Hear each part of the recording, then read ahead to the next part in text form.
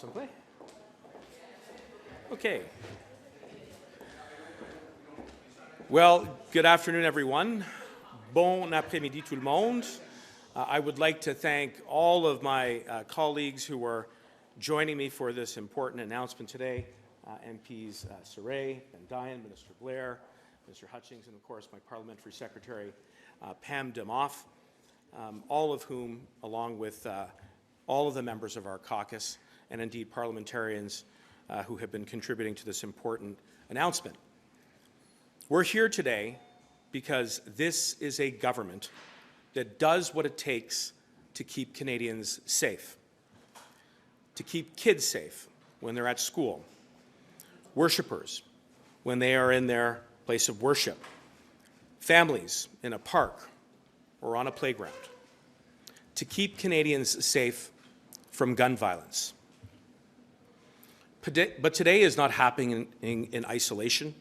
It's a milestone on a long and winding road. Our government has done more than any other to protect Canadians from gun violence. 3 years ago today, this government banned 1,500 assault-style firearms. We made an unambiguous statement that AR-15 style guns designed for the battlefield have no place in our communities. Last spring, our government introduced Bill C-21, Canada's most significant gun control legislation in a generation. This historic bill implements a national freeze on handguns. It takes aim at organized crime and addresses the alarming role of firearms in domestic violence. These are historic steps, and today we're strengthening them. Over the past number of months, we've worked hard to engage Canadians from all walks of life about how we can do more to protect our communities from gun violence. I've spoken to survivors of countless tragedies. These are hard conversations. These are people who've experienced unimaginable grief and loss. But through that loss, we've gained the opportunity to take further action. We owe it to them to do more, to do better, to take action now. I also want to take a moment to say that I've met with hunters and trappers and First Nations, Inuit and Métis, and rural and northern residents right across the land. I've had the chance to take a trip in the Overland Dawson Trail, spend time in Hooselkay and Northwest Territories, go out to Eskasoni in Nova Scotia, and spend time with business owners in my colleague Tim Lewis's riding in Kitchener. And each and every one of these conversations has been meaningful. The lived experiences that they have conveyed to me, conveyed to our caucus members, has informed the work that we are doing in Bill C-21 and the package of reforms that I'm going to outline in just a moment. But the point that I want to make is that our government understands that hunting isn't just a pastime. It's a tradition passed down from one generation to the next. I want to be clear that our government is not targeting hunters and law-abiding gun owners. What we're doing with our legislation in Bill C-21 is protecting families. We're protecting our children. We're protecting our communities. And that's why we're focused on strengthening the work that we have done in banning AR-15 assault-style firearms. We've worked closely with parliamentarians, and again, I want to acknowledge the extraordinary efforts of the folks who are with me here today, our Liberal caucus, and a majority of parliamentarians. The Liberal tent is a big one, and I'm proud of the diversity within it. Folks who are here with me today, they represent all corners of the country. Nous avons également travaillé en étroite collaboration avec nos collègues de l'autre côté de la Chambre. Au début de l'année, nous avions dit que nous voulions trouver un langage sous lequel les parlementaires puissent s'entendre, et c'est exactement ce que nous avons fait. Ces mesures reflétant la réalité d'un Parlement minoritaire, Enfin, nous avons demandé l'avis d'experts. Notre gouvernement a récemment reçu le rapport final de la Commission sur les pertes massives qui a examiné la pire fusillade de masse de l'histoire du Canada. La Commission a formulé une myriade de recommandations réfléchies notamment sur le contrôle des armes à feu. Tout ce travail nous a conduits à ce moment. So today, I'm proud to announce a package of reforms that will strengthen both Bill C-21 and Canada's ban on AR-15 assault-style firearms. It includes amendments to the bill that will be brought forward by Liberal members, and it will also include upcoming changes that will strengthen our gun control laws. These reforms are about keeping AR-15 assault-style firearms off of our streets, while at the same time respecting gun owners. Significantly, the amendments will include a standard technical definition which contain the physical characteristics of an assault-style firearm. This definition, which would apply going forward, would be inserted into the criminal code. It provides the clarity that gun owners and industry leaders need and the protection that advocates have long called for. Aujourd'hui, je suis fier d'annoncer un ensemble de réformes qui renforceront à la fois le projet de loi C-21 et l'interdiction des armes d'assaut au Canada. Il comprend des amendements au projet de loi qui seront présentés par les députés libéraux ainsi que des changements à venir qui renforceront nos lois sur les armes à feu. Ces réformes visent à éliminer les armes d'assaut de nos rues tout en respectant les propriétaires d'armes à feu. Il est important de noter qu'elles incluent une définition technique standard qui contient les caractéristiques d'une arme à feu de type assaut. Cette définition, qui s'appliquera prospectivement, sera insérée dans le Code pénal. Elle apporte la clarité dont les propriétaires d'armes ont besoin et la protection que les militants de contrôle des armes réclament depuis longtemps. I want to remind you of something. In the last election, the Conservative Party pledged to get rid of our ban on assault-style firearms. These amendments will ensure that any future government will have a very, very difficult time making assault-style firearms legal again. And this is what we owe to Canadians. Furthermore, the action we are going to take through regulation will take the burden away from gun owners and make manufacturers responsible for classifying their firearms, because they too have a responsibility in keeping our communities safe. And all of these steps align with the recommendations of the Mass Casualty Commission's final report. We're also going to crack down on ghost guns. These amendments will make it a criminal offense to make an illegal ghost gun either by buying firearm parts or by using 3D technology. Now, of course, there's more work to be done. That's why we will be reconstituting the Canadian Firearms Advisory Committee to provide expert, nonpartisan advice to the government on how we classify firearms. Comme vous le savez, il y a 3 ans aujourd'hui, nous avons franchi une étape historique en interdisant 1500 armes à feu de saut. Depuis, 500 modèles supplémentaires ont été ajoutés, mais il y a encore des lacunes et de travail à faire. Malheureusement, en raison de la désinformation du lobby des armes à feu et des cisailles du Parti conservateur, le débat sur les armes à feu spécifiques s'est dangereusement polarisé. With a diverse membership, the Advisory Committee will be charged with making independent recommendations about the classification of existing guns in the market. It will include voices from rural and northern communities, Indigenous peoples, industry leaders, law enforcement, and gun control advocates, and more. Guided by the committee's recommendation, we will increase the classification of firearms or ban them through an order in Council, just as we did in 2020.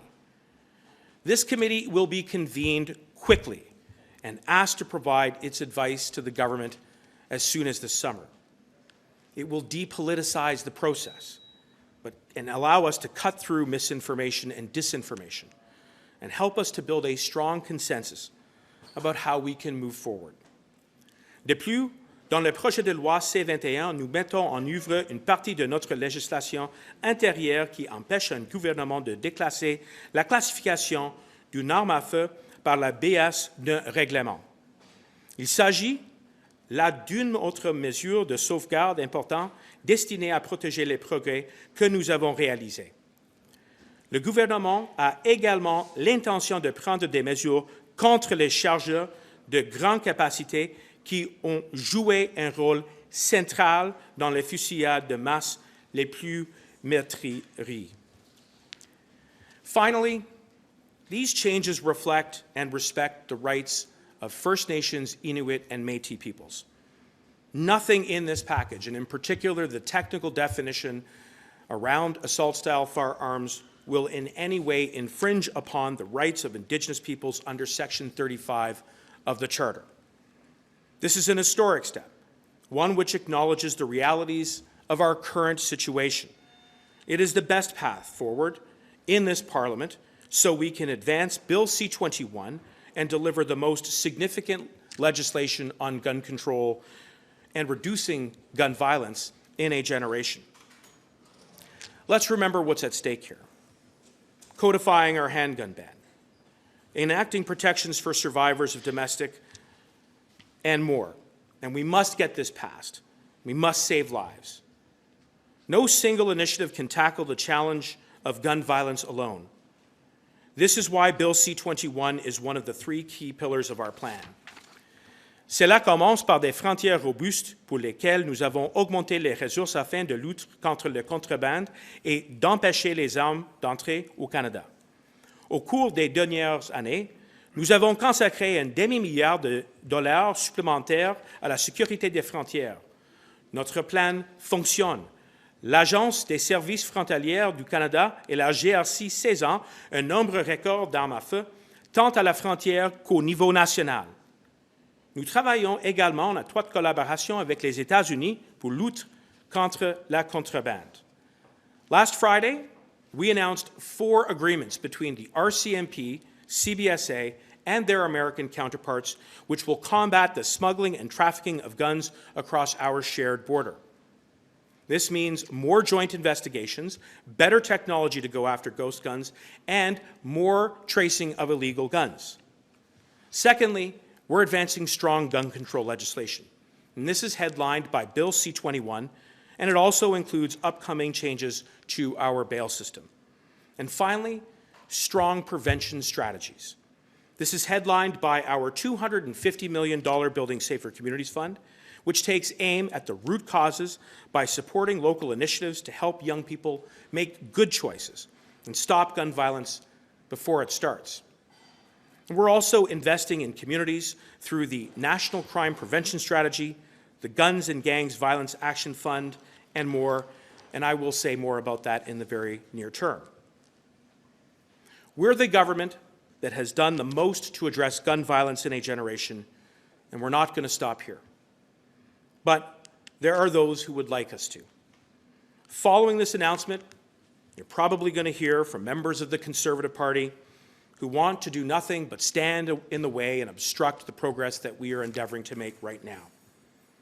They took advantage of some of the concerns expressed by gun owners by hyping up disinformation and misinformation.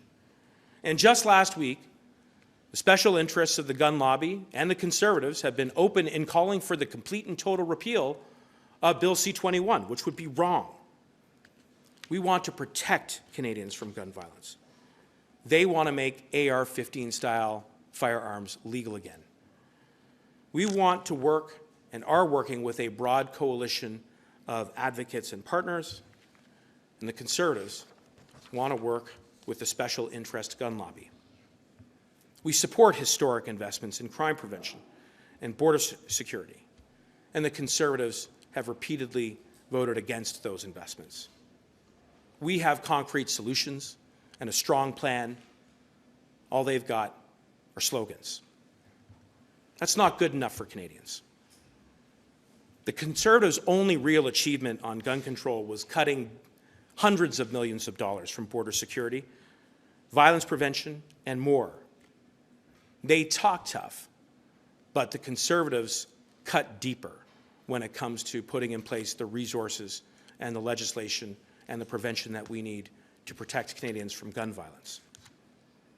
As I conclude today, I want to take a moment to thank everyone who has contributed to this effort. The members of the caucus who are with us here today, especially the members of the Standing Committee on Public Safety, as coordinated by Pam Damoff, the Parliamentary Secretary, my colleagues in Cabinet, obviously Ministers Blair, Minister Hutchings, who have brought the voices and perspectives of rural and Indigenous communities. We have the chair of our rural caucus here, Sophie Chatel, Steph Lazon, Talib, Brenda, this entire team, and all of the members of our caucus, and the vast majority of parliamentarians, including our colleagues across the aisle, are focused to get this bill passed, including supporting the reforms that I have outlined today. We want to do that, yes, because it represents smart and effective and strong gun control legislation, but most importantly, because it will help to save the lives of more Canadians from gun violence. And we owe it to every single person who has lost a loved one, whose loved one has been injured and traumatized, to this scourge on our society to get this done. And that is precisely what we are focused on doing. Thank you. Merci. And now I will turn it over to my colleague, Minister Hutchings, for a few brief words. Thank you, Marco. Thanks for coming out today, friends. Minister Mendicino said something that I'd like to elaborate on.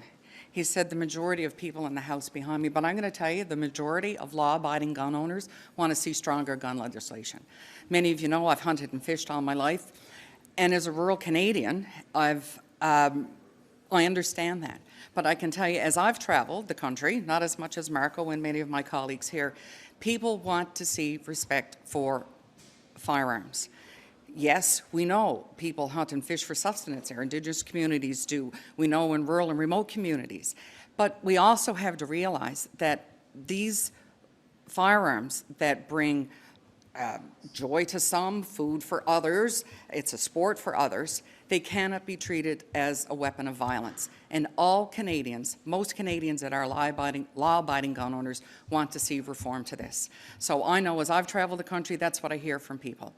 What I don't like is when I travel the country that you hear all the negativity and the false news that's out there. We all have to work together, and I think that's why we've had to do so much work the last few months, is to combat the rhetoric that's out there.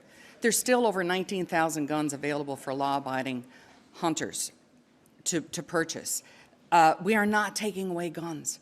We've met with the Outfitters Association, we've met with other community groups, and people support this. We all have to get out and do our part. And frankly, it's sad that we can't have more groups here with us today because they're afraid of the backlash that they're going to get from the Conservative Party. That's not how we address gun violence. We all have to do our part to make sure there's not another life lost that we could have done something about with gun violence. So thank you for coming today.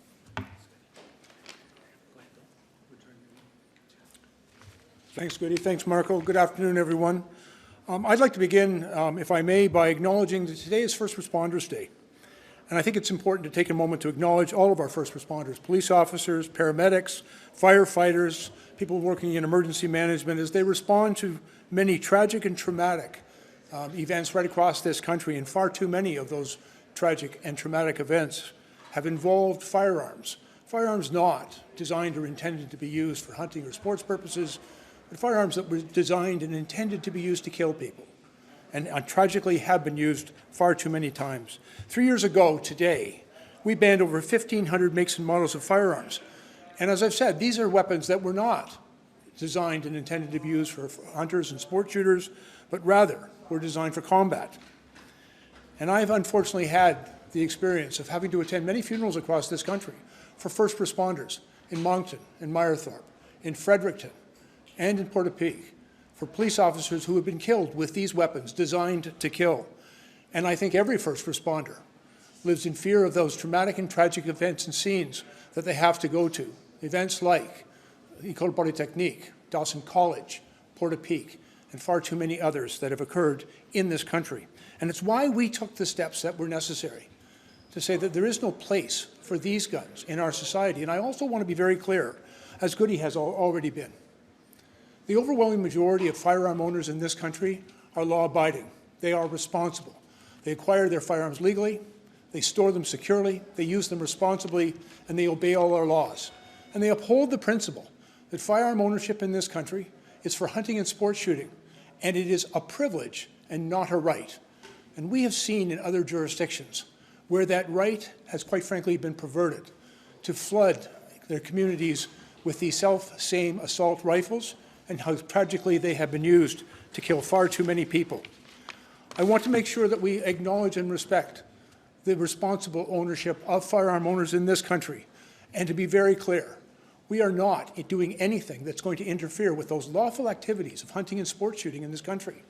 But we have listened to hunters and sport shooters and communities right across this country. We've listened to the police and to communities and victims who have been impacted by this violence. And we have taken the steps necessary to make our communities safer. Now, as you have heard, we promised Canadians a long time ago that we would take the steps necessary to keep their communities safe and to strengthen gun control. And we've lived up to that promise. We initially banned over 1,500 assault-style weapons, and through the important work being introduced to you today, we are now enshrining that through a technical definition right in the criminal code. We have also taken steps to invest in policing, to secure our borders, and perhaps most importantly, to invest in communities. We promised Canadians we would strengthen gun control, and unfortunately, others have promised the gun lobby that they would weaken it. We will stand firm with Canadians who want their communities to be safe, and we will always resist that call to make these weapons readily available in our communities because we have seen the death and destruction that comes from that course. Thank you very much. Est-ce que vous répondez aux critiques qui disent que votre nouvelle définition ne va permettre à l'industrie de la contourner? Là? Ça ne répond pas au problème.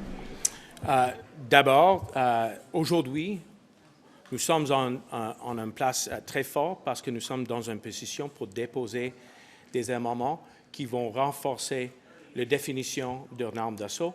C'est basé sur la langue, les propositions, les recommandations de la Commission des pertes massives de Nouvelle-Écosse.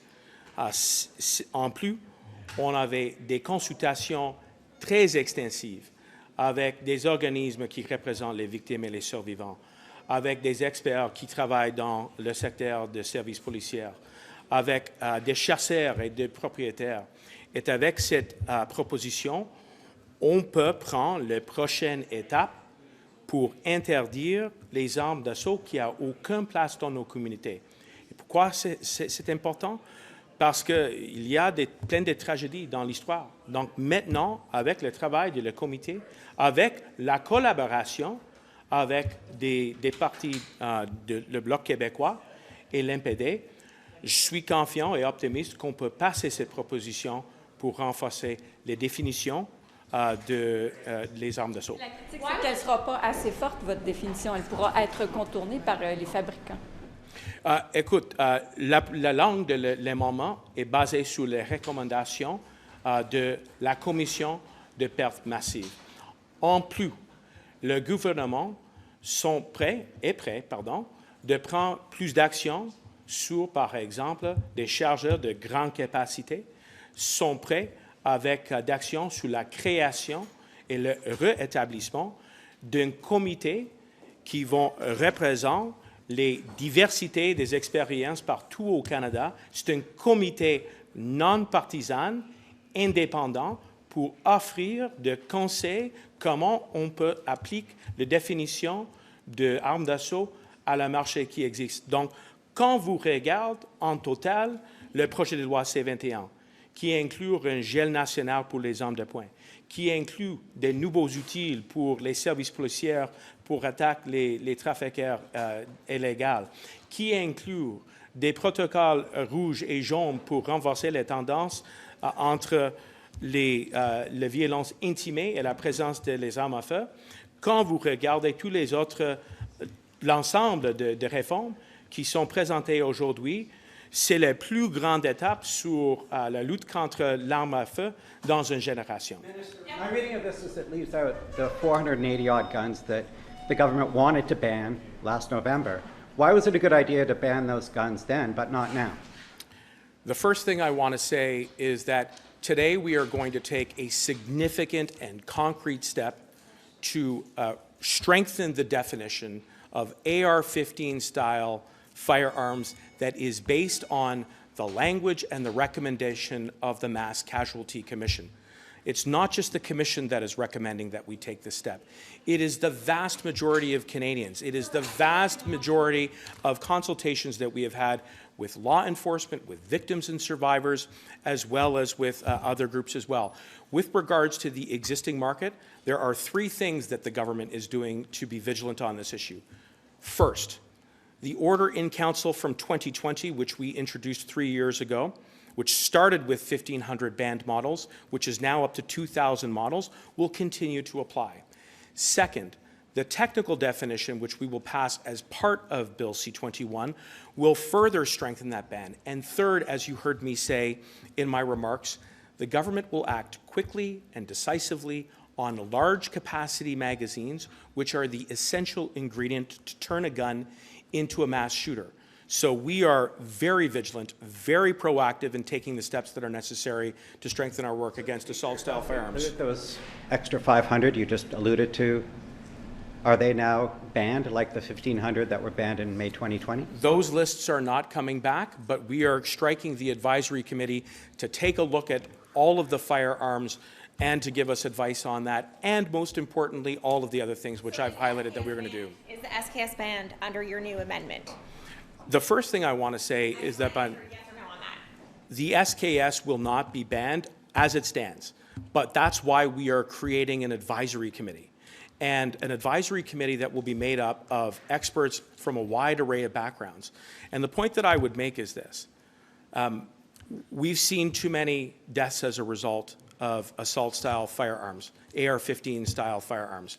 And where we are taking this today is further than any government has gone in the past. We reached out across the country. We looked at the final report of the Mass Commission, and we took a look very carefully at the language. And by focusing on the physical characteristics of firearms, we believe we will take the concrete action that is necessary to strengthen that definition, but we're not stopping there. The other thing that we are going to do is also take action against large capacity magazines, which can be fed into a gun and turn it into a mass shooter. So by doing these things together, we're taking a comprehensive approach. Pourquoi ne pas bannir les SKS alors qu'on sait que les dernières, par exemple les policiers qui ont été tués récemment, c'était avec des armes SKS? Mais comme j'avais juste mentionné, c'est tellement important que nous réétablissons le comité de conseil pour offrir de conseils à le gouvernement sur la question qu'on va faire sur le marché à l'heure actuelle. Mais au même temps, on a le projet de loi C-21, on a le technique définition avec le décret de 2020 et on va prendre d'actions concrètes sur les chargeurs de grande capacité. Can you address, Police Souvient is expected to denounce this, as are other gun control groups, that the Prime Minister explicitly made a promise to finally act on their demands. So what happened? Well, the first thing I want to say is that I get that this is a very difficult and emotional subject matter, not only for Police Souvient, but for all victims and survivors. And the relationship that not only me, but the folks that you see here, I also want to highlight Rachel Ben-Dayan, who's from Montreal, has always been based on respect, always. And it will continue to be. But what we have put forward is a package of reforms that are very strong, that reflects a strong consensus not only of 3 of the 4 major parties in this minority parliament, but the vast majority of Canadians, including experts from the Mass Casualty Commission final report. So we will always have an open door. I have remained in very close contact with all of the victims and survivors groups because I know how important it is and how much encouragement they have given us. And They continue to be an inspiration to push this government to do the types of reforms that we are doing right now. But this is a strong, strong package, and we will save lives with it. Why did you need the NDP? Why was it, the appearance seems to be that the government watered down these amendments to ensure that you had both the support of the Bloc and the NDP. Why was it so important for the government to have both of those parties supporting when you only need one to get it passed through the House? Well, I will say two things in response to that. Perhaps most importantly, the substance and the language of the proposals that we have put forward is informed by experts, including the Mass Casualty Commission final report. It is also informed by the vast majority of partners with whom we have been consulting. But more than that, and as important as protecting communities is, what Canadians expect, what families and workers and communities expect of our government is that we make this Parliament work, that we work as much as possible with our colleagues across the aisle. And that's what the team behind here has been doing. That's what I've been doing, is trying to reach across the partisan aisle to take the toxicity and the polarization and the disinformation out of a debate and a dialogue that has, frankly, gone off the rails because of one party. And yes, it's important, Marika, that you ask questions about perhaps some of the minor variations between where we stand and where the Bloc and the NDP stand on gun control. Those are fair questions. But the bigger and more important question is, why is it that the only thing that the Conservatives want to do is make AR-15s legal again? And in that regard, they stand alone and in isolation in a corner of this House of Commons that does not reflect where the vast majority of Canadians are. And we're going to meet Canadians in this moment and get this bill passed with the cooperation of opposition parties. In order to have political cover from the NDP and Bloc to get this through? The short answer is no. And the reason I'm confident in saying that is because we have drawn inspiration from experts, independent, non-political, bodies like the Mass Casualty Commission final report, why we have taken the advice of law enforcement who support the ban on assault-style firearms, why we have worked with victims and survivors groups. And I would point out that many of the proposals that have been put forward today are informed directly by the suggestions and the recommendations that they have made. The proposal that deals with protecting Indigenous rights was informed by the work not only that we're doing in government, but by our conversations with First Nations, Inuit, and Métis peoples. That's what Canadians expect. They expect to do this work. You appear to be blaming the Conservatives for a mistake that your government made, which is failing to consult any of these groups or any of these people the first time. So I'm wondering if you can address that, and why did it take this sort of national crisis, as it were, for you to arrive at this particular set of amendments to the legislation? Why didn't it happen 6 months ago?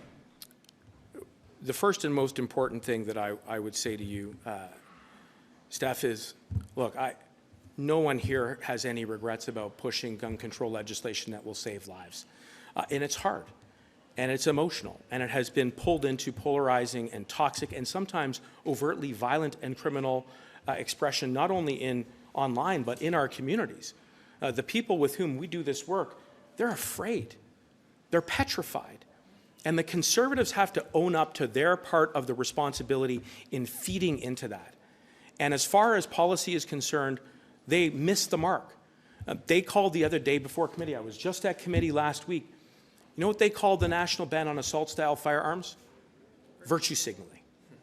That is shameful, disrespectful. And they owe every single person who has been impacted by this kind of a gun that was designed for a battlefield, an apology. But they won't do that. They won't do that because they're in lockstep with the special interests who form the gun lobby. And the fundamental question that we have right now before us is, do we want stronger gun controls that will take AR-15s out of our communities, or do we want weaker gun controls that could make them legal again? And that is the sharp contrast between the vision that the Conservative Party offers and what the Liberal Party has. What is stopping people from going out and stockpiling the guns that you wanted to ban last November but aren't covered now because of this? We're going to take concrete and decisive action. We're doing that through Bill C-21. We're doing that through the buyback program, where just last week we announced an agreement with businesses to purchase back 11,000 of the first AR-15 style guns to get them out of our communities once and for all. We're doing it with the reforms that we're introducing today, strengthening the definition of the assault style firearm, taking additional action against ghost guns, making sure that we bring manufacturers along to play their role and responsibility in the classification of the guns. And this is one of the 3 pillars that our government has in tackling gun violence: strong laws, strong borders, and strong prevention. That's how we're going to save more lives. And that's exactly what this government and everybody that is here is dedicated to. Merci beaucoup. Merci. Est-ce que ça va s'appliquer aux gens qui ont déjà ces armes-là ou ça va être simplement une fois que la loi va être adoptée? Il y a des lois qui s'appliquent maintenant, par exemple le décret de 2020, et on va chercher des conseils de le comité pour le marché existant. Et en plus, il y a une proposition sur les charges des gants capacités. I'll have more to say in a bit. What about that